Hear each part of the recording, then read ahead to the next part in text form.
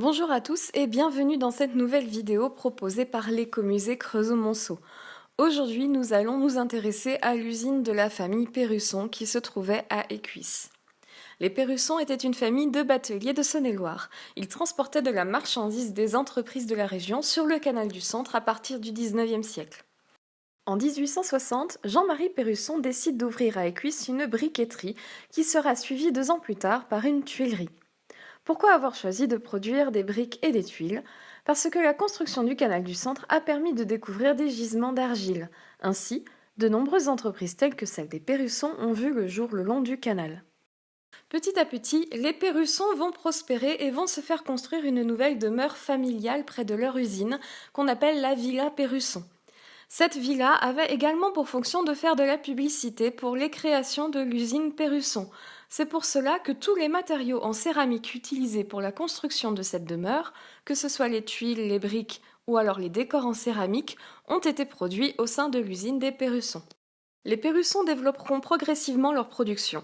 Ils construiront en plus des tuiles et des briques, des éléments de décor, de la sculpture ainsi que des pavements en grès cérame. Aujourd'hui, nous allons nous focaliser sur ces pavements et leur richesse décorative. On peut trouver des exemples de ces pavements à l'intérieur de la villa Perrusson. Les Perrusson ont également mis à disposition des catalogues répertoriant leur production que vous pourrez trouver sur le site en lien dans la description. Ce que vous voyez sur ces images de catalogue, ce sont des échantillons des motifs que les Perrusson proposaient. Une fois choisis, les motifs se répétaient sur l'ensemble d'une pièce. Comme vous pouvez le voir, différentes choses sont importantes dans ces carreaux. L'utilisation des motifs géométriques, comme vous pouvez le voir ici, on a des carrés, des losanges, des triangles, etc. La symétrie de ces motifs, on voit que les motifs se répètent un peu en miroir, et l'utilisation de couleurs. Il y a des couleurs qui reviennent souvent, comme le rouge, le bleu, le vert, le blanc, le noir, etc.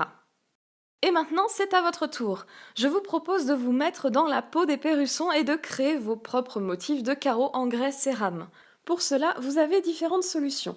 Vous pouvez par exemple imprimer en noir et blanc des exemples de carreaux que vous trouverez sur le catalogue et vous amuser à les colorier à votre façon. C'est ce que j'ai pu faire ici, vous le voyez.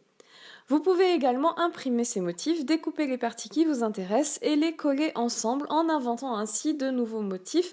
Vous voyez ici, j'ai collé différentes parties de carreaux qui m'intéressaient. Enfin, si vous avez l'âme d'un artiste, vous pouvez dessiner vous-même des motifs et créer de nouveaux pavements inspirés de ceux des Perrusson. C'est ce que j'ai pu faire ici, il ne me reste plus qu'à colorier mes motifs. Une petite astuce, commencez à dessiner sur des feuilles avec des carreaux, ce sera beaucoup plus simple pour dessiner des motifs géométriques. Merci à tous d'avoir regardé cette vidéo, n'hésitez pas à nous envoyer des photos de vos créations, à très bientôt avec l'écomusée Creusot-Monceau.